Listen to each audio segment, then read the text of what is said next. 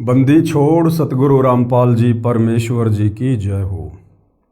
परमपिता परमात्मा सारी सृष्टि के रचनहार कुल मालिक असंख्य ब्रह्मांडों के स्वामी जगत गुरु तीनों लोकों में प्रवेश करके सबका धारण पोषण करने वाले राजा धीराज आत्माधार नाथों के नाथ देवों के देव महादेव सर्वेश्वर महेश्वर मृत्युंजय अजरो अमर आदि अनादि सनातनी प्रभु जगत पिता जगदीश्वर श्री श्री 1008 की उपाधि के वास्तविक अधिकारी अकाल मूर्त शब्द स्वरूपी राम वासुदेव सर्वगतम ब्रह्म परम पूज्य प्रथम पूज्य परम संत परम पुरुष परम धनी परम दयालु सत्य कबीर हक्का कबीर अल्लाहु कबीर अल्लाहु अकबर बाखबर अल्लाह ताला जगत के तारणहार जगत के मुक्तिदाता जगत के जगन्नाथ हारे के सहारे हिंदुओं के राम मुसलमानों के अल्लाह सिखों के वाहिगुरु ईसाइयों के मसीह दया के सागर दयानिधि करुणा के सागर करुणानिधि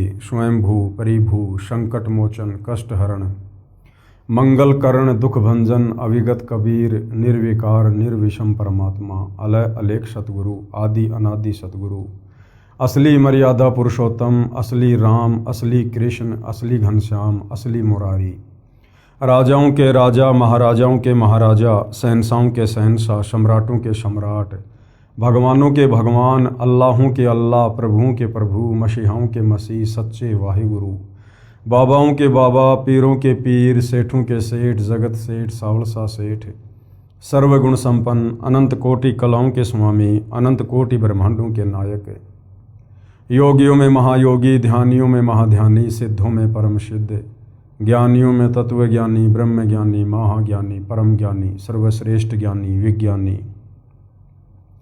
युवा कबीर समरथ कबीर असमवात अमित ओजा सच्चे रहनुमा करीम अल्लाह सुभान अल्लाह दुनिया के अंतिम पैगंबर 8 सितंबर 1951 से गांव धनाना जिला सोनीपत हरियाणा भारतवर्ष की पावन भूमि पे प्रकट रियल कल की भगवान श्री नारायण साकार हरि श्री बाबा साहिब नूर अनंत परमात्मा सच्चे दरवेश सच्चे बाखबर संत श्रोमणी सतगुरु रामपाल जी परमेश्वर जी के चरण कमल में आप और हम सभी भाई बहनों का अनंत कोटि दंडवत प्रणाम।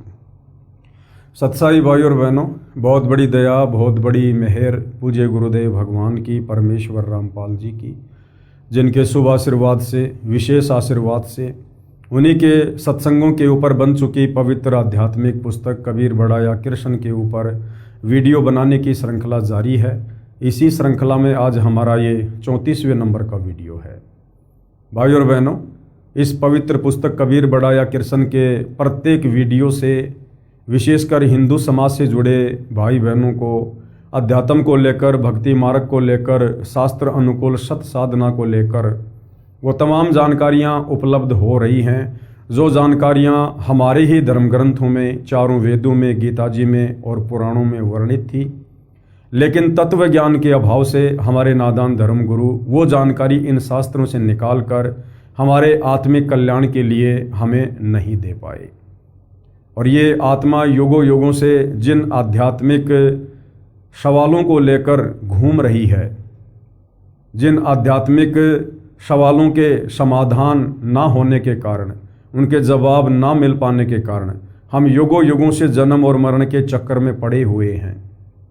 इस पवित्र पुस्तक को पढ़ने के बाद या जो वीडियो बन रहे हैं वीडियो देखने के बाद आपके मन में किसी भी प्रकार का अध्यात्म को लेकर कोई भी सवाल शेष नहीं रह जाएगा, क्योंकि ये पवित्र पुस्तक कबीर बड़ा या कृष्ण चारों वेद पवित्र गीता जी और 18 पुराणों के ज्ञान से मिश्रित है।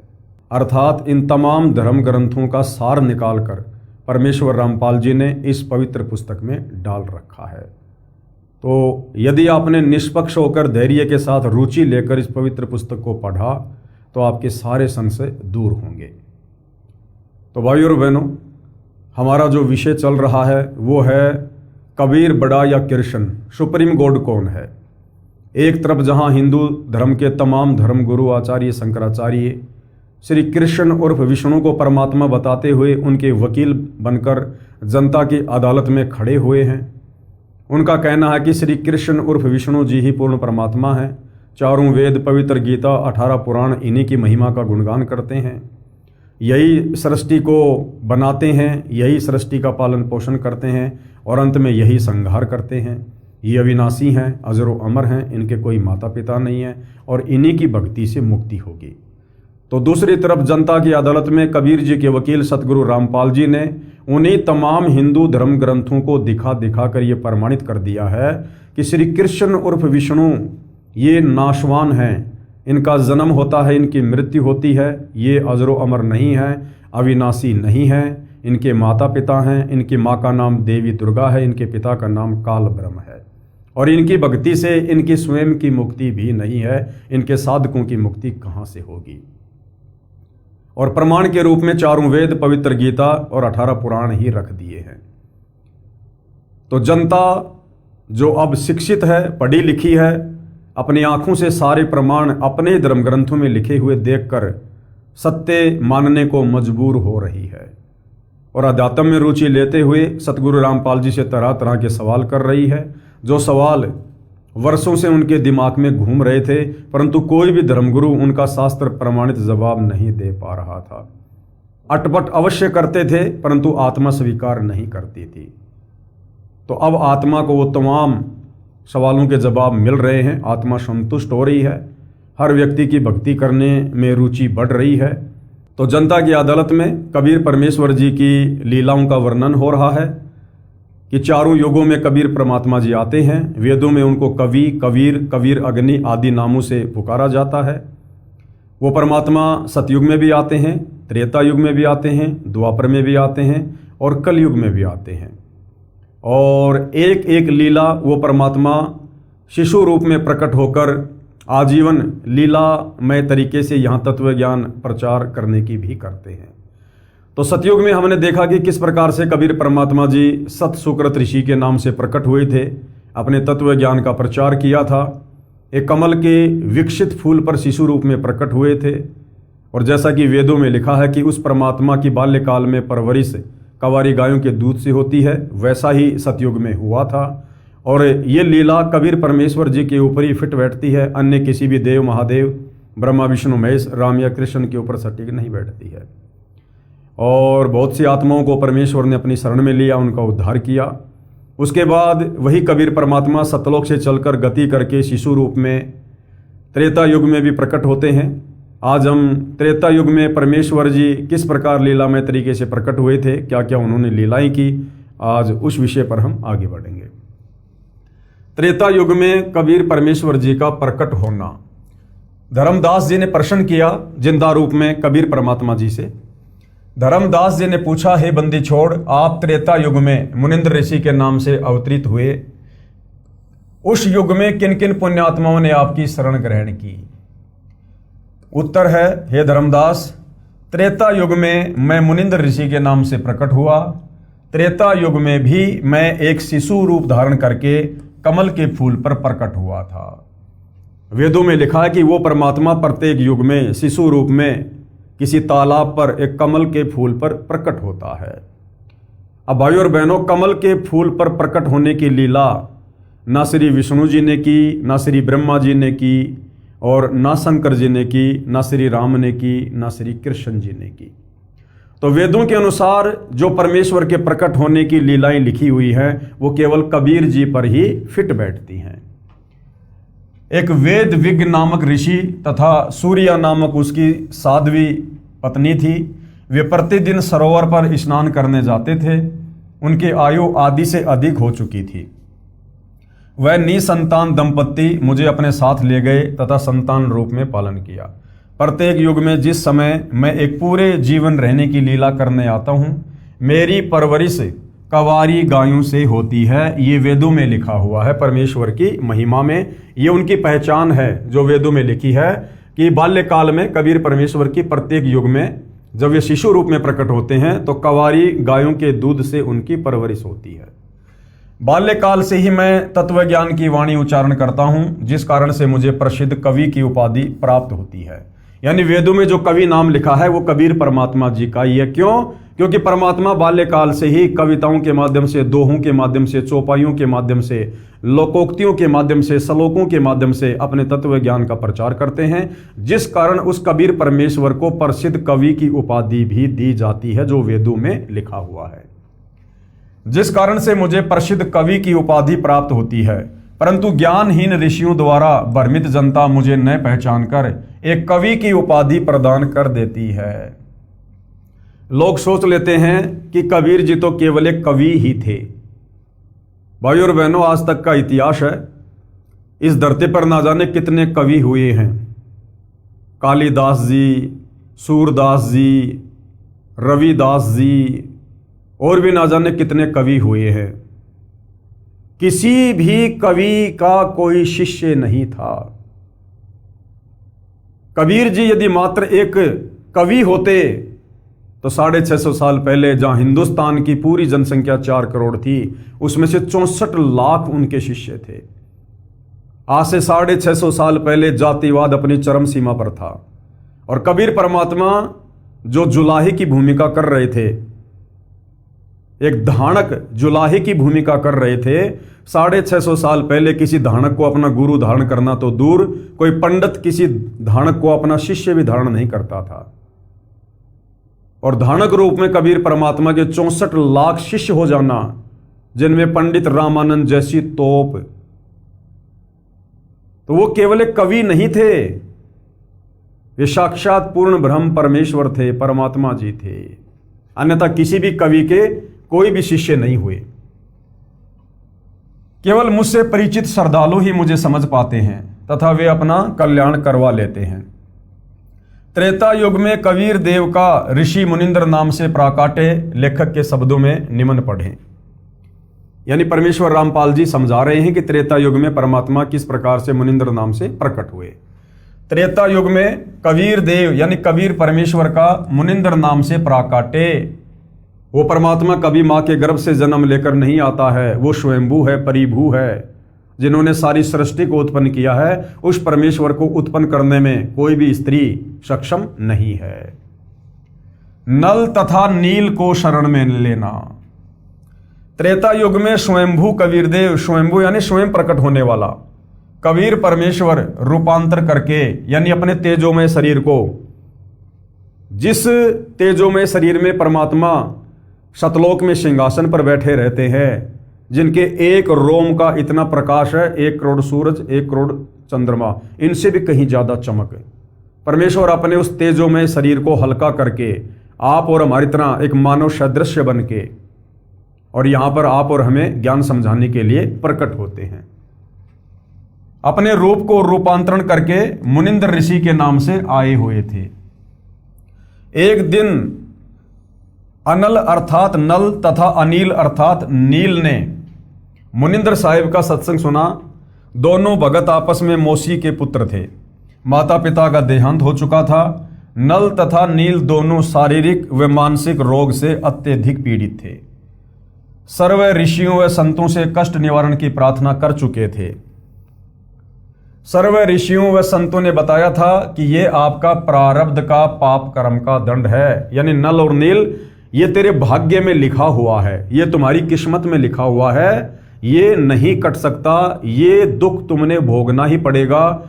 उन तमाम साधु संत महात्मा ऋषियों ने जवाब दिया, ये आपको भोगना ही पड़ेगा, इसका कोई समाधान नहीं है। दोनों दोस्त जीवन से निराश होकर मृत्यु की प्रतीक्षा कर रहे थे।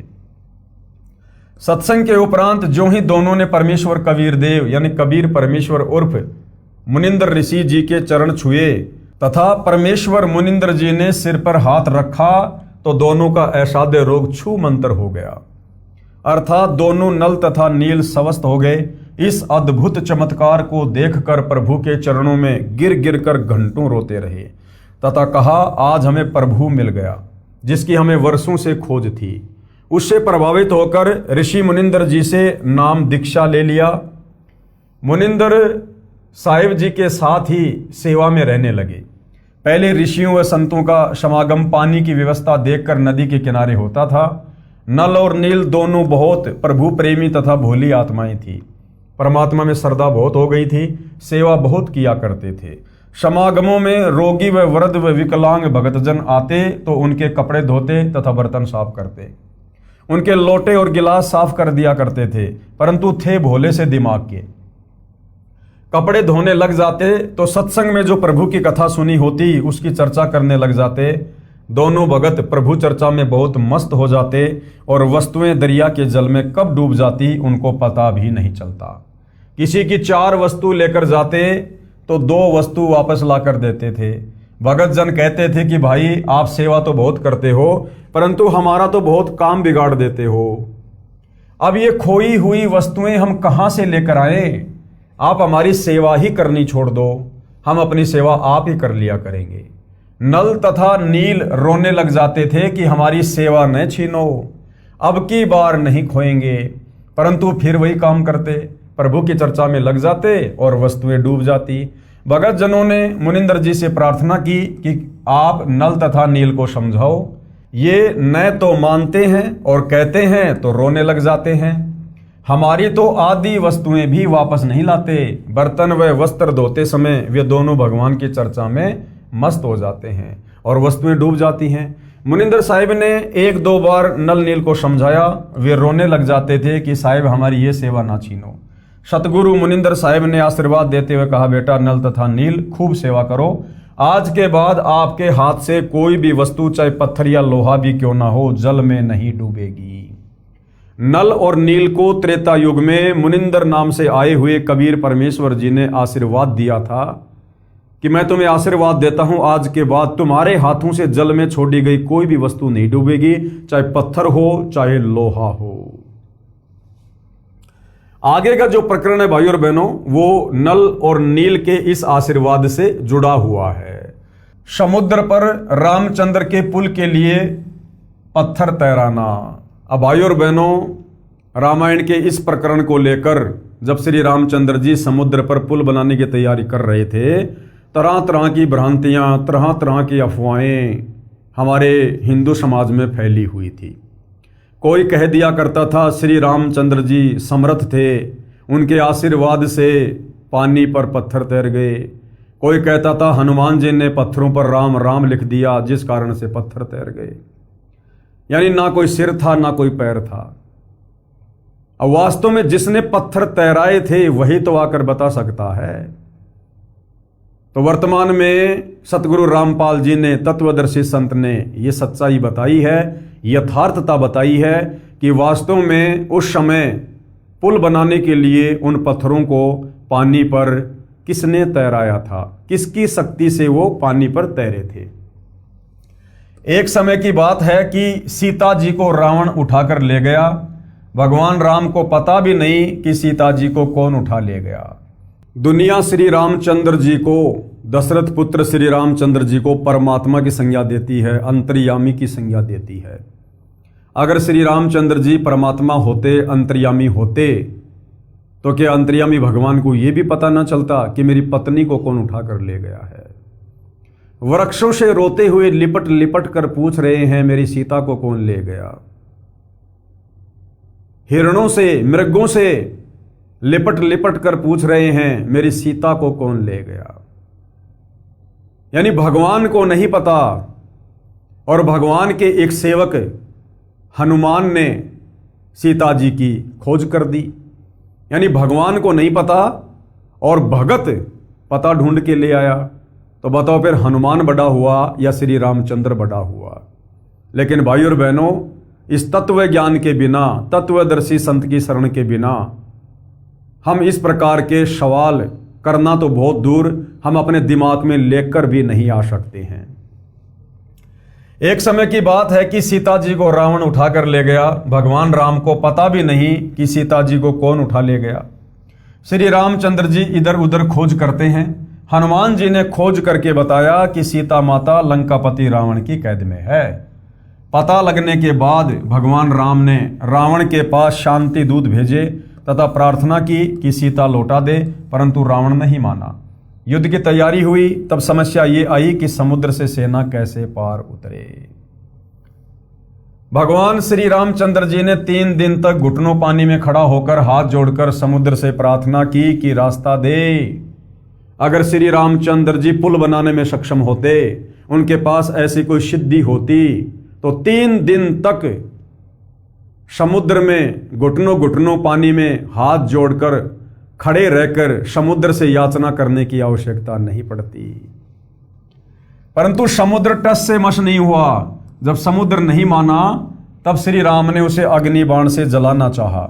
भयभीत समुद्र एक ब्राह्मण का रूप बनाकर सामने आया और कहा कि भगवान, सबकी अपनी अपनी मर्यादाएं हैं, मुझे जलाओ मत, मेरे अंदर ना जाने कितने जीव जंतु बसे हैं।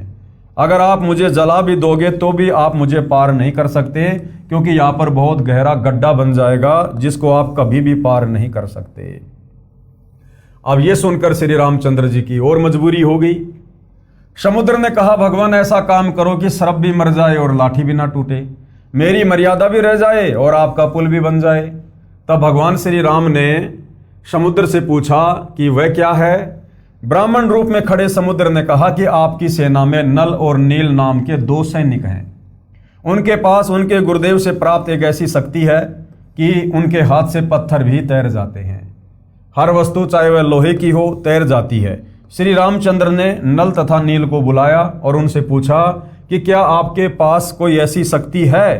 तो नल तथा नील ने कहा कि हाँ जी, हमारे हाथ से पत्थर भी नहीं डूबेंगे। तो श्री राम ने कहा कि इसका परीक्षण करवाओ, यानी नमूना दिखाओ मुझे, एग्जाम्पल। उन नादानों ने, नल और नील ने सोचा कि आज सबके सामने तुम्हारी बहुत महिमा होगी। उस दिन उन्होंने अपने गुरुदेव मुनिंदर जी अर्थात कबीर परमेश्वर जी को यह सोचकर याद नहीं किया कि अगर हम उनको याद करेंगे तो कहीं श्री राम ये ना सोच ले कि इनके पास शक्ति नहीं है, ये तो कहीं और से मांगते हैं। ये गलती त्रेता युग में नल और नील ने की महिमा के चक्कर में। और भाई और बहनों, ये हम जीवों की सबसे बड़ी कमजोरी साबित हो जाती है, सबसे बड़ी कमजोरी। महिमा यहां केवल परमेश्वर की ही बननी चाहिए, महिमा केवल गुरुदेव की ही रहनी चाहिए।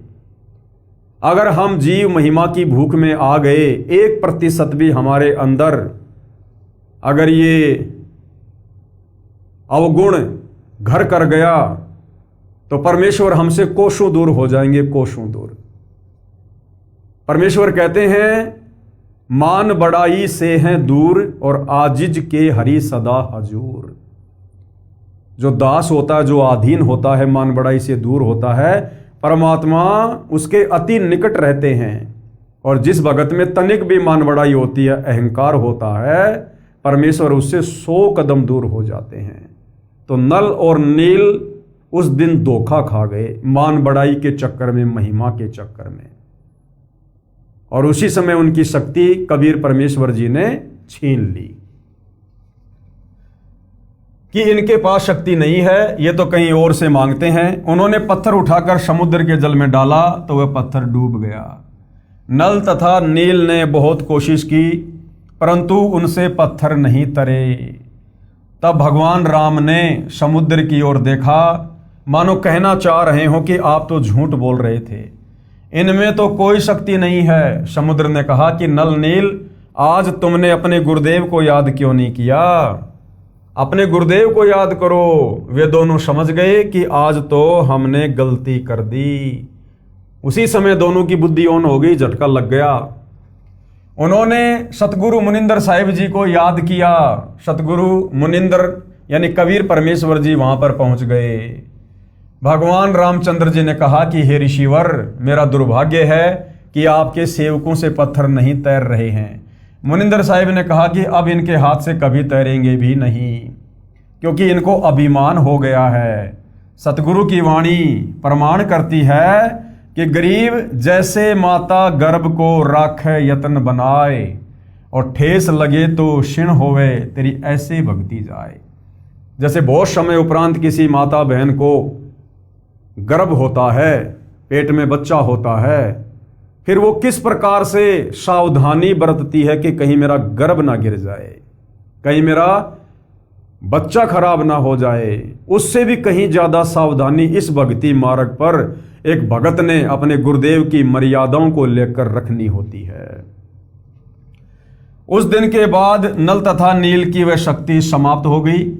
श्री रामचंद्र जी ने परमेश्वर मुनिंदर साहिब जी से कहा कि हे ऋषिवर, मुझ पर बहुत आपत्ति पड़ी हुई है, दया करो, किसी प्रकार सेना परले पार हो जाए। जब आप अपने सेवकों को शक्ति दे सकते हो तो प्रभु मुझ पर भी कुछ रजा करो।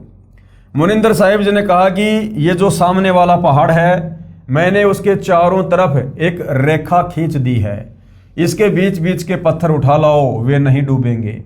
श्री राम ने परीक्षण के लिए पत्थर मंगवाया, उसको पानी पर रखा तो वह तैरने लग गया। अब श्री रामचंद्र जी ने क्या किया कि हनुमान जी को आदेश दिया कि हनुमान एक पत्थर उठा के ला। अब हनुमान तो पहलवान टाइप था, बड़ा सा पत्थर उठा के ले आया, और वो पत्थर जब पानी में डाला गया तो कबीर परमेश्वर जी के आशीर्वाद से, जो मुनिंदर नाम से आए हुए थे, वो पानी पर तैरने लगा। अब भाइयों और बहनों, होता क्या है, जो सेना रामचंद्र जी लेकर गए थे वहां पर, वो सेना कोई 10-20 व्यक्ति नहीं थे, वो करोड़ों में थी। और जिस समय परमात्मा कबीर जी, रामचंद्र जी, नल और नील, इनके बीच में जो वार्ता हो रही थी, तो वहां पूज्य गुरुदेव भगवान ने बताया कि मुश्किल से 10, 20, 100, 50 व्यक्ति होंगे। बाकी सेना को नहीं पता कि क्या बातचीत हो रही है, किसने क्या गलती कर दी, मुनिंदर जी ने क्या आशीर्वाद दिया है। तो बाकी सेना को तो केवल हनुमान और वो पत्थर दिखाई दे रहा था, और जो पत्थर वहां डाला गया तो वो पानी पर तैरने लगा परमेश्वर जी के आशीर्वाद से। अब धीरे धीरे धीरे धीरे खुशर पुसर होते होते बात फैल गई कि भाई हनुमान जी ने जो पत्थर उठाया था और वो पत्थर जो पानी में डाला था, वो पत्थर तैर गया। तो इस प्रकार से अफवाहें फैल गई, और लंका से विजय प्राप्त करने के बाद जब लोग वापस अपने अपने घरों पर आए तो ये अफवाह हर जगह फैल गई कि हनुमान जी पत्थरों के ऊपर राम राम लिख दिया करते थे, जिस कारण से पत्थर समुद्र पर तैरने लग जाया करते थे। नल तथा नील कारीगर यानी शिल्पकार भी थे। हनुमान जी प्रतिदिन भगवान याद किया करते थे, उनसे अपनी दैनिक क्रिया भी करते रहने के लिए राम राम भी लिखता रहा, और पहाड़ के पहाड़ उठाकर ले आता था। नल नील उनको जोड़ तोड़ कर पुल में लगा देते थे। इस प्रकार पुल बना था। धर्मदास जी कहते हैं, रहे नल नील यतन कर हार, तब सतगुरु से करी पुकार। जा सत रेखा लिखी अपार, सिंधु पर शिला तिराने वाले। धन धन सतगुरु सत्य कबीर, भगत की पीर मिटाने वाले। कोई कहता था कि हनुमान जी ने पत्थर पर राम का नाम लिख दिया था, इसलिए पत्थर तैर गए। कोई कहता था कि नल नील ने पुल बनाया था। कोई कहता था कि श्री राम ने पुल बनाया था। परंतु ये सत्य कथा ऐसे है जो ऊपर लिखी है, यानी सच्चाई ये है जो अभी परमेश्वर रामपाल जी के कर कमल से लिखा हुआ हमने पढ़ा है। सत कबीर की साखी, पेज नंबर 179 से 182। पीव पिछाण को अंग, कबीर तीन देव को सब कोई ध्यावे, चौथे देव का मर्म न पावे। और चौथा छोड़ पंचम को ध्यावे, कहे कबीर सो हम पर आवे। कबीर परमात्मा जी कहते हैं कि इस काल के लोक में 21 ब्रह्मांड में तत्व ज्ञान के अभाव में तीन देवता ब्रह्मा विष्णु महेश को हर कोई पूजता है भगवान मानकर, और चौथे देव का मर्म न पावे। चौथा है ब्रह्मा विष्णु महेश का पिता ब्रह्म काल निरंजन, और कहते हैं चौथा छोड़ पंचम को ध्यावे, चौथे को भी छोड़ दो। काल ब्रह्म की भक्ति से भी मोक्ष नहीं है। चौथा छोड़ पंचम को ध्यावे। पांचवा कौन है? कबीर परमात्मा। जो कोई कबीर परमेश्वर जी को इष्ट मानकर पूजेगा, कहे कबीर सो हम पर आवे। यानी अपनी महिमा परमात्मा खुद ही बता रहे हैं कि उसका पूर्ण मोक्ष होगा, वो आत्मा सतलोक जाएगी। आगे क्या बताया? कबीर ओंकार निश्चय भया, ये करता मत जान। ओंकार, ये जो ओम मंत्र है, इस काल ब्रह्म का है। कहते हैं इसको पूर्ण परमात्मा मान के धोखा मत खाओ। साचा शब्द कबीर का पर्दे माही पहचान। तत्वदर्शी संत से उपदेश लेकर कबीर परमेश्वर का वास्तविक मोक्ष वाला मंत्र क्या है उसको पहचानो। कबीर राम कृष्ण अवतार हैं, इनका ना ही संसार। ये श्री राम श्री कृष्ण ये तो केवल अवतार हैं। कभी यहां ब्रह्मा जी का कोई अवतार आ जाता है काल प्रेरणा से, कभी विष्णु का, कभी शंकर का। तो राम और कृष्ण तो श्री विष्णु जी के अवतार थे। इनका ना ही संसार, इन्होंने सृष्टि को नहीं रचा। और जिन साहिब संसार किया और जिस परमात्मा ने पूरी सृष्टि को रचा, सो किन्हुन जन्या नार। उस कबीर परमात्मा को जन्म देने में कोई भी स्त्री सक्षम नहीं है। वो परमात्मा जन्म लेकर नहीं आता। जिस कबीर भगवान ने सृष्टि रची है वो जन्म लेकर नहीं आता है, वो स्वयंभू है, वो प्रकट होता है। राम और श्री कृष्ण की तरह वो जन्म लेकर नहीं आता है। कबीर चार बुझा के भजन में भूल पड़े सब संत।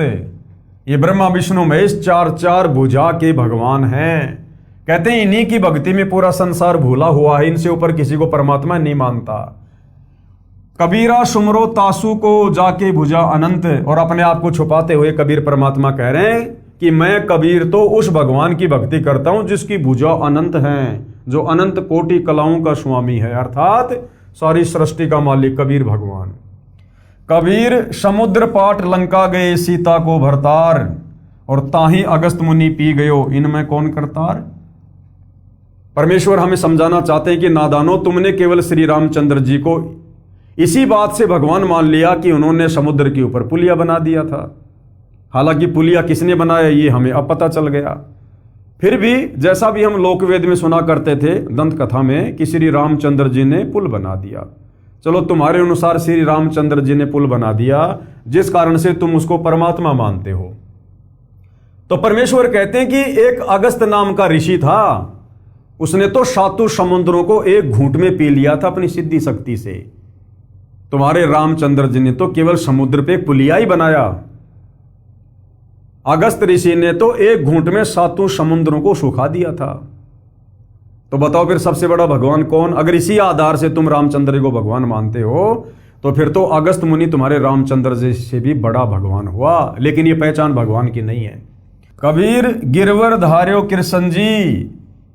गिरवर का अर्थ होता है पहाड़ों में श्रेष्ठ पहाड़। गिरी मानी पहाड़, वर यानी श्रेष्ठ।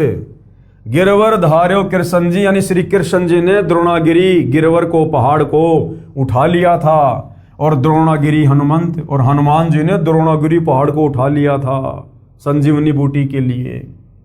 और शेष नाग सब सृष्टि सहारी। इनमें कौन भगवंत यानी परमात्मा जी पाखंड का खंडन कर रहे हैं कि तुम श्री कृष्ण जी को मात्र इसलिए भगवान मानते हो कि उन्होंने द्रोणागिरी पहाड़ को उठा लिया था। हालांकि उस पहाड़ को श्री कृष्ण जी का रूप बनाकर कबीर परमात्मा जी ने ही उठाया था। जिस प्रकार समुद्र पर उन्होंने वो पत्थरों को हल्का करके रामचंद्र जी का पुलिया बनवाया था। लेकिन चलो श्री कृष्ण जी को महिमा दे दो कि तुम श्री कृष्ण को केवल इसीलिए भगवान मान रहे हो कि भाई उसने गोवर्धन पहाड़ को उठा लिया था। अगर इस आधार से श्री कृष्ण भगवान है तो गोवर्धन पहाड़ से भी कई गुना बड़ा तो द्रोणागिरी पहाड़ था जिसको हनुमान जी ने उठाया।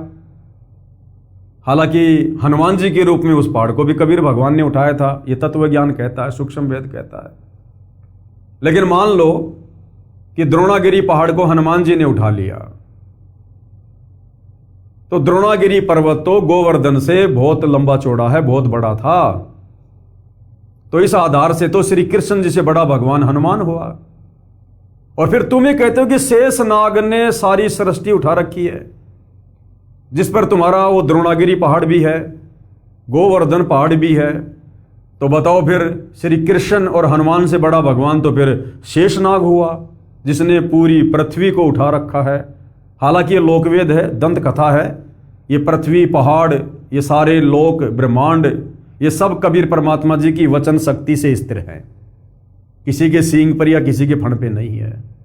लेकिन परमात्मा पाखंड का खंडन कर रहे हैं कि तुमने केवल लोकवेद सुन रखा है, दंत कथाओं के आधार पर तुम इन भगवानों की महिमा कर रहे हो जो इस महिमा के योग्य नहीं हैं। इस सारी सृष्टि को कबीर परमेश्वर जी ने रचा है, बनाया है, और उस कबीर परमात्मा के लिए रत्ती भर भी भार नहीं है सारी सृष्टि का, रत्ती भर भी। परमेश्वर कहते हैं अनंत कोटि ब्रह्मांड का एक रत्ती नहीं भार, और सतगुरु पुरुष कबीर हैं ये कुल के सृजनहार। कबीर काटे बंधन विपत्ति में कठिन किया संग्राम, चीनोरे नर प्राणियां गरुड़ बड़ो की राम। अब परमेश्वर हमें समझाना चाहते हैं, हमारी बंद बुद्धि को खोलना चाहते हैं कि तुम जिस विष्णु अवतार श्री रामचंद्र जी को परमात्मा मानकर पूज रहे थे, विचार करो जब श्री रामचंद्र जी और रावण के बीच में युद्ध हो रहा था तो श्री रामचंद्र उसके भाई लक्ष्मण को, अंगद को, सुग्रीव को, हनुमान को, जितने बड़े बड़े योद्धा थे, और रामचंद्र जी की पूरी सेना को जो करोड़ों में थी, अपनी सिद्धि शक्ति से रावण ने नाग फांस में बांध दिया था। यानी अपनी सिद्धि से नाग रावण ने जो है प्रकट कर दिए थे और उन नागों ने यानी उन सर्पों ने लपेटे दे दिए सबके, जैसे एक को बांध दिया करते हैं उस प्रकार से सबको अपने लपेटे में ले लिया उन सर्पों ने। यानी वो युद्ध करने की स्थिति में नहीं रहे।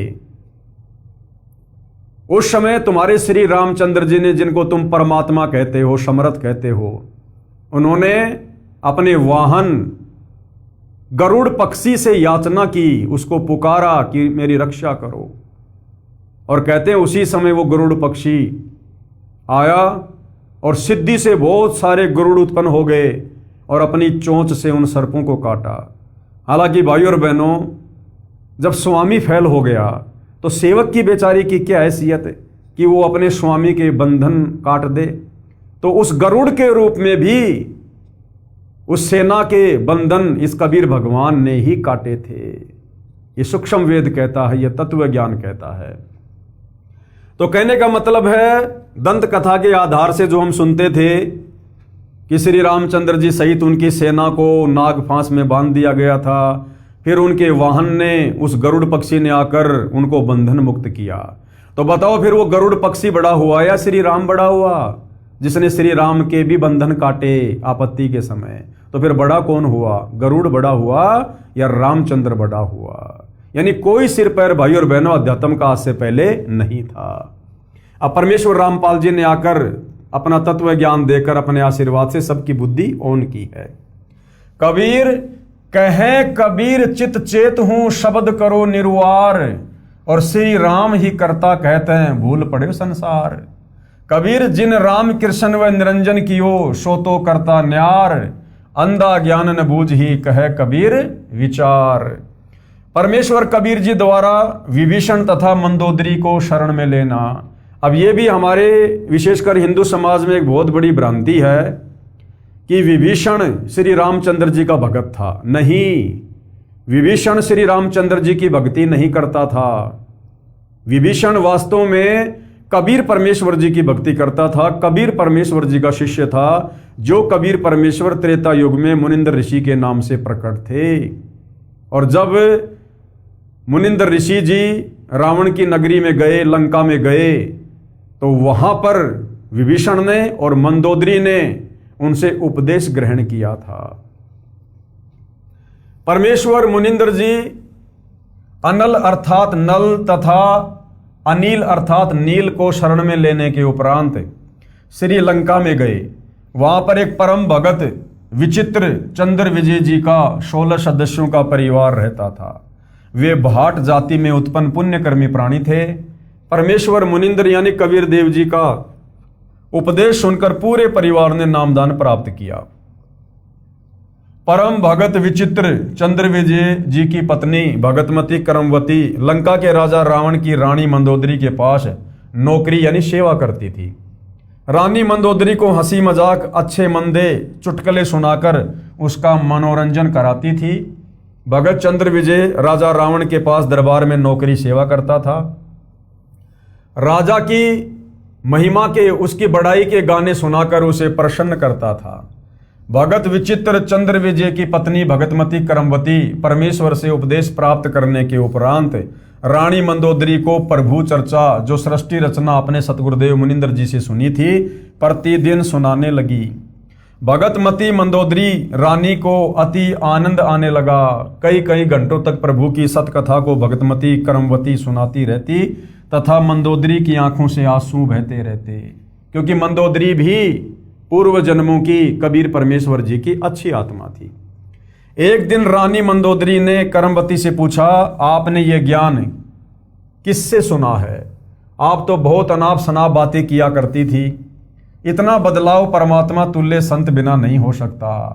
तब करमवती ने बताया कि हमने एक परम संत से अभी अभी उपदेश लिया है। रानी मंदोदरी ने संत के दर्शन की अभिलाषा व्यक्त करते हुए कहा, आपके गुरु अब की बार आएं तो उन्हें हमारे घर बुला कर लाना। अपनी मालकिन का आदेश प्राप्त करके शीश झुकाकर सत्कार पूर्वक कहा कि जो आपकी आज्ञा, आपकी नौकरानी वही करेगी। मेरी एक विनती है, कहते हैं कि संत को आदेश पूर्वक नहीं बुलाना चाहिए, स्वयं जाकर दर्शन करना श्रेयकर होता है। और जैसे आपकी आज्ञा वैसा ही होगा। महारानी मंदोदरी ने कहा कि अब के आपके गुरुदेव जी आए तो मुझे बताना, मैं स्वयं उनके पास जाकर दर्शन करूंगी। परमेश्वर ने फिर श्रीलंका में रजा की। मंदोदरी रानी ने उपदेश प्राप्त किया। कुछ समय उपरांत अपने प्रिय देवर भगत विभीषण जी को उपदेश दिलाया। भगतमती मंदोदरी उपदेश प्राप्त करके अहरनिश यानी दिन रात भगवान स्मरण में लीन रहने लगी।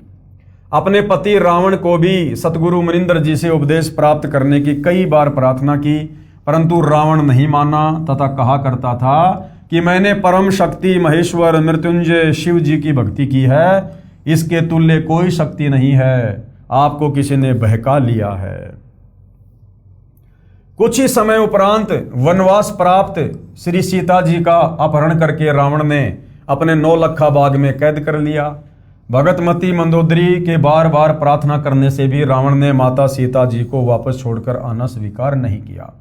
तब भगतमती मंदोदरी जी ने अपने गुरुदेव मुनिंदर जी से कहा, महाराज जी, मेरे पति ने किसी औरत का अपहरण कर लिया है, मुझसे सहन नहीं हो रहा है, वह उसे वापस छोड़कर आना किसी कीमत पर भी स्वीकार नहीं कर रहा है। आप दया करो मेरे प्रभु, आज तक जीवन में मैंने ऐसा दुख नहीं देखा था।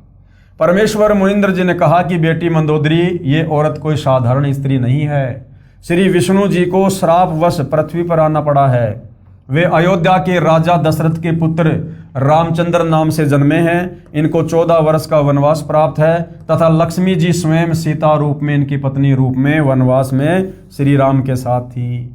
उसे रावण एक साधु वेश बनाकर धोखा देकर उठा लाया है। ये स्वयं लक्ष्मी ही सीता जी है। इसे शीघ्र वापस करके क्षमा याचना करके अपने जीवन की भिक्षा याचना रावण करे तो इसी में इसका शुभ है।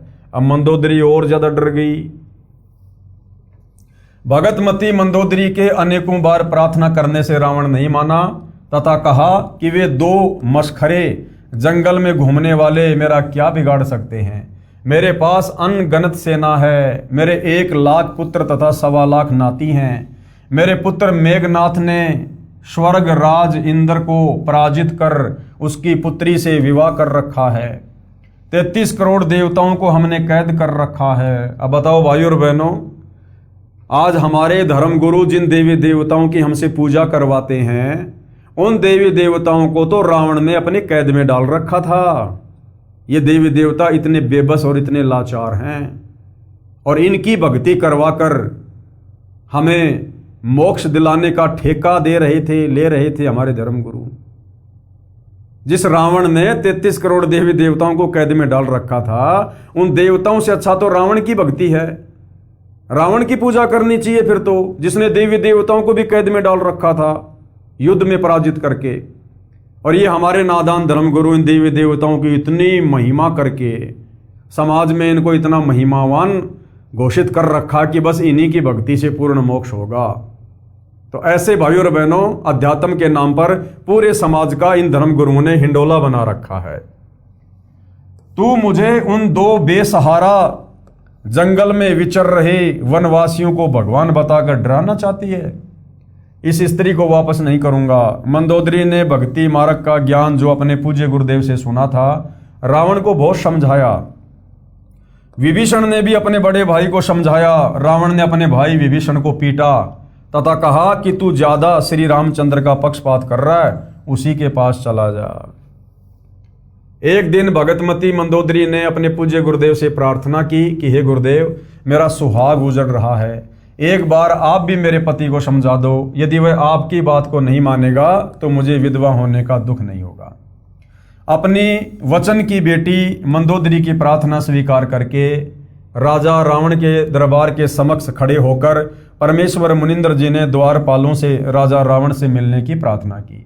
द्वारपालों ने कहा, ऋषि जी, इस समय हमारे राजा जी अपना दरबार लगाए हुए हैं। इस समय अंदर का संदेश बाहर आ सकता है, बाहर का संदेश अंदर नहीं जा सकता। हम विवश हैं। तब पूर्ण प्रभु अंतर्ध्यान हुए तथा राजा रावण के दरबार में प्रकट हो गए। रावण की दृष्टि ऋषि पर गई तो गरज कर पूछा कि इस ऋषि को मेरी आज्ञा के बिना किसने अंदर आने दिया है? उन द्वारपालों को लाकर मेरे सामने कत्ल कर दो। तब परमेश्वर ने कहा, राजन, आपके द्वारपालों ने स्पष्ट मना कर दिया था। उन्हें पता नहीं कि मैं कैसे अंदर आ गया। रावण ने पूछा कि तू अंदर कैसे आया? तब पूर्ण प्रभु मुनिंद्र वेश में अदृश्य होकर पुनः प्रकट हो गए तथा कहा कि मैं ऐसे आ गया। रावण ने पूछा कि आने का कारण बताओ। तब प्रभु ने कहा कि आप योद्धा होकर एक अबला का अपहरण कर लाए हो। ये आपकी शान और शूरवीरता के खिलाफ है। सीता कोई साधारण औरत नहीं है, ये स्वयं लक्ष्मी जी का अवतार है। श्री रामचंद्र जी जो इसके पति हैं वे स्वयं विष्णु हैं। इसे वापस करके अपने जीवन की भिक्षा मांगो, इसी में आपका श्रेय है, यानी आपका हित है, आपका भला है। इतना सुनकर तमोगुण भगवान शिव का उपासक रावण क्रोधित होकर नंगी तलवार लेकर सिंहासन से दौड़ता हुआ कूदा तथा उस नादान प्राणी ने तलवार के अंधाधुंध 70 वार ऋषि जी को मारने के लिए किए।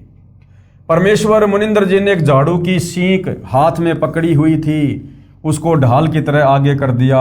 रावण के 70 वार उस नाजुक सींक पर लगे। ऐसे आवाज हुई जैसे लोहे के खंभे पर तलवार लग रही हो, और सींक टक से मश भी नहीं हुई। रावण को पसीने आ गए, फिर भी अपने अहंकार वश नहीं माना। ये तो जान लिया कि ये कोई साधारण ऋषि नहीं है। रावण ने अभिमान वश कहा कि मैंने आपकी एक भी बात नहीं सुननी है, आप जा सकते हैं। परमेश्वर जी अंतर्ध्यान हो गए तथा मंदोदरी को सर्व वृत्तांत सुनाकर प्रस्थान किया।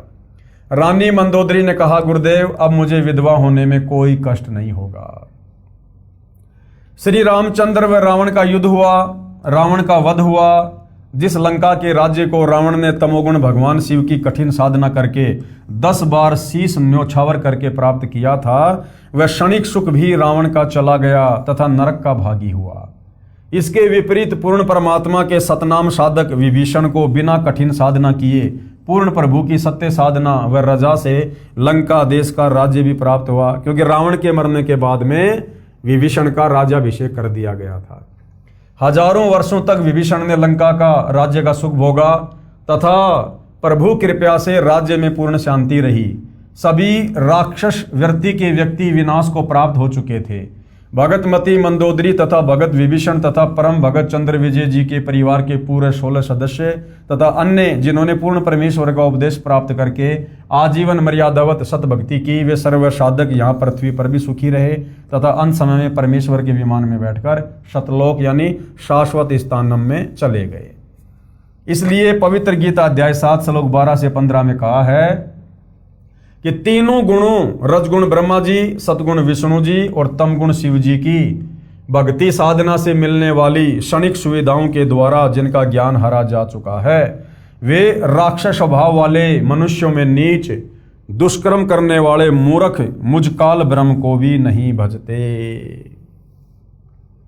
फिर गीता अध्याय 7 श्लोक 18 में गीता बोलने वाला काल ब्रह्म जो ब्रह्मा विष्णु महेश का पिता है, क्या कह रहा है कि कोई एक अच्छी आत्मा मेरी यानी ब्रह्म की ही साधना करता है, क्योंकि उनको तत्वदर्शी संत नहीं मिला। वे भी नेक आत्माएं मेरी अनुतमाम यानी अति श्रेष्ठ यानी घटिया गति में आश्रित रह गए।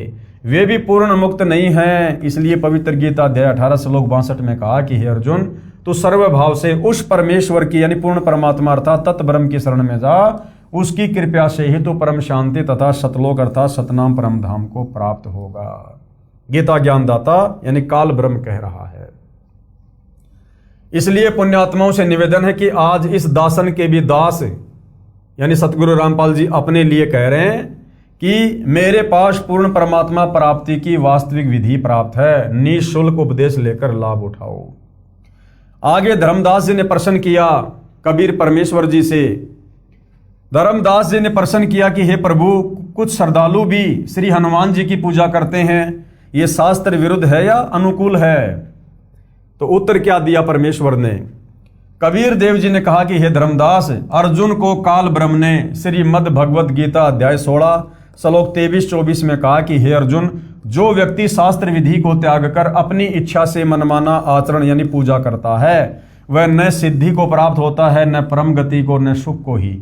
गीता अध्याय 16 श्लोक 23। इससे तेरे लिए कर्तव्य अर्थात जो करने योग्य भक्ति कर्म तथा अकर्तव्य अर्थात न करने योग्य जो त्यागने योग्य जो कर्म है, उनकी व्यवस्था में शास्त्र में लिखा उल्लेख ही प्रमाण है। यानी कौन सी भक्ति करनी चाहिए, कौन से भक्ति कर्म करने चाहिए और कौन से नहीं करने चाहिए, शास्त्र ही प्रमाण है। किसी की दंत कथा पे, सुनी सुनाई बातों पे यकीन मत करना। ऐसा जानकर तू शास्त्र विधि से नियत भक्ति कर्म अर्थात साधना ही करने योग्य है। गीता अध्याय 16 श्लोक 24। हे धर्मदास जी, गीता अध्याय 7 श्लोक 12 से 15 व 20 से 23 तथा गीता अध्याय 9 श्लोक 20 से 23 तथा 25 में गीता ज्ञानदाता काल ब्रह्म ने तीनों देवताओं रजगुण ब्रह्मा, सदगुण विष्णु तथा तमगुण शिव की पूजा करना भी व्यर्थ कहा है। फिर भला हनुमान जी की पूजा शास्त्र अनुकूल कैसे हो जाएगी? जब गीता अध्याय 7 श्लोक नंबर 12 से 15 में 20 से 23 में ब्रह्मा विष्णु महेश की पूजा करने के लिए भी मना किया गया है गीता ज्ञानदाता काल ब्रह्म के द्वारा, तो हनुमान जी तो ब्रह्मा विष्णु महेश से बड़े नहीं हो सकते। तो हनुमान जी की पूजा भी मनमाना आचरण है, शास्त्र विरुद्ध साधना है।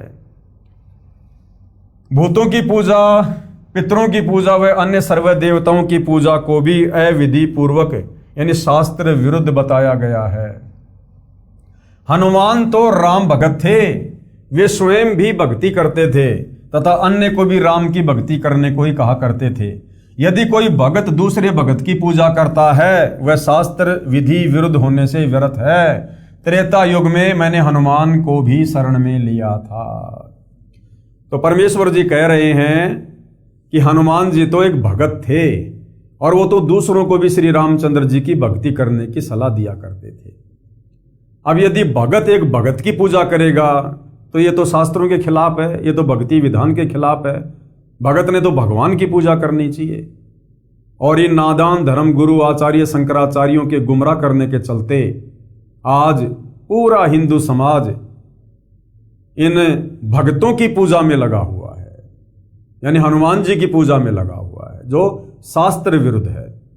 हनुमान जी को भी त्रेता युग में कबीर परमेश्वर जी ने, जो मुनिंद्र ऋषि के नाम से आए हुए थे, हनुमान जी को भी अपनी शरण में लिया था। और अंत में हनुमान जी ने श्री रामचंद्र जी की भक्ति को छोड़कर और मुनिंद्र ऋषि जी की भक्ति को स्वीकार कर लिया था।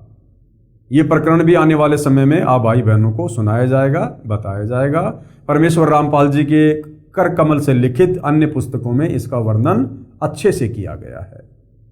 तो भाइयों और बहनों, ये त्रेता युग की अमर कथा है जिसमें कबीर परमात्मा वेदों में लिखी अपनी महिमा के अनुसार, उनकी लीलाओं के अनुसार प्रकट हुए। नल और नील को अपनी शरण में लिया, मंदोदरी को लिया, विभीषण को लिया, राजा चंद्र विजय और उसके परिवार को लिया। और किस प्रकार से कबीर परमेश्वर जी ने उन पत्थरों को हल्का किया अपनी वचन शक्ति से, और फिर श्री रामचंद्र जी का वो पुलिया बनवाया गया। तो इस प्रकार की कुछ लीलाएं त्रेता युग में कबीर परमेश्वर जी ने की और अपनी वेदों में लिखी उसी महिमा के अनुसार परमात्मा जी शिशु रूप में प्रकट हुए और बाल्य अवस्था में कवारी गायों के दूध से उनकी परवरिश हुई, जो वेदों में लिखा हुआ है। तो ये कुछ जानकारी थी त्रेता युग में परमेश्वर के प्रकट होकर आने की लीलाओं की।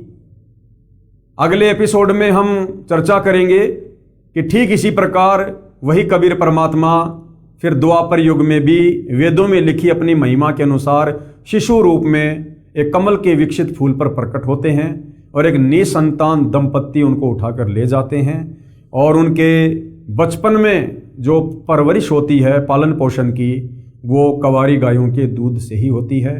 और द्वापर युग में परमेश्वर जी ने किन किन आत्माओं को अपना ज्ञान बताया, किन किन को शरण में लिया और कैसे उनका उद्धार किया, इस विषय पर हम विशेष चर्चा कल के एपिसोड में करेंगे परमेश्वर जी की महिमा के अंतर्गत। तो जनता की अदालत में सतगुरु रामपाल जी इन अमर कथाओं को जनता के सामने रख रहे हैं और जनता इन अमर कथाओं को सुनकर गदगद हो रही है और भक्ति में उनकी रुचि बढ़ रही है। ये सिलसिला लगातार जारी रहेगा जब तक परमेश्वर जी की अमर कथा का समापन नहीं हो जाता है।